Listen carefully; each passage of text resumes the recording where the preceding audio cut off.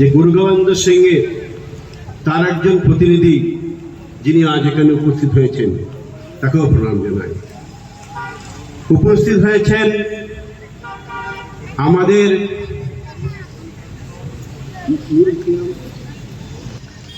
আজ আমরা উপস্থিত হয়েছি সনাতনী সমাজের জন্য। আমার মনে হয় না যে আসানসোল এবং বার্নপুরের বুকে সনাতনী বলে আছে কিছু। আজ এই সনাতনী সমাজে যে ঐক্যের মাঠ আজ ভর্তি হয়ে থাকতো, সেটা আজ নাই। তবে কথা বলতে পারি, আজ সনাতনীর পক্ষে থেকে যে কজন আমাদের এখানে উপস্থিত হয়েছে, সমগ্র হৃদয়ের যে সম্পদ ভগবানের চরণে উৎসর্গকে ভগবান জানতে চান বা আসুন আমরা একটু পরিচয় করি যে সব থেকে শ্রেষ্ঠ ধর্ম কোনটা।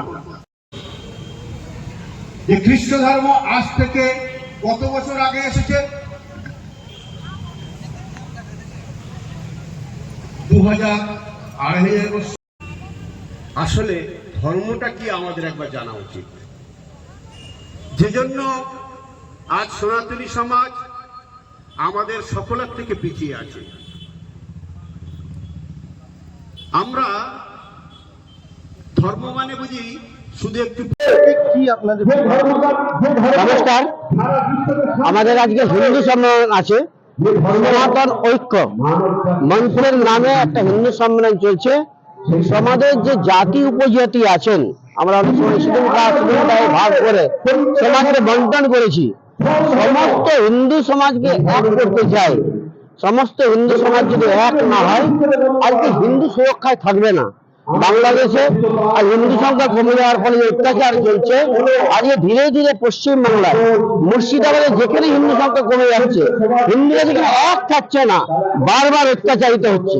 তাই আসানসোল শিল্পাঞ্চলে বারণপুরে আমরা হিন্দু সম্মেলনের নামে বিভিন্ন সাধু সন্তদের এনে হিন্দু সমাজকে এক, মায়েদের এক এক করে সমাজের জাগরণ তথা দেশের জাগরণ, দেশের কাজ করার জন্য হিন্দু সমাজকে ঐক্যবদ্ধ করে, রাষ্ট্রকে ঐক্যবদ্ধ করে দেশকে বাঁচানোর দৃঢ় প্রতিজ্ঞা নেওয়ার জন্য আজকে এটা কাজ।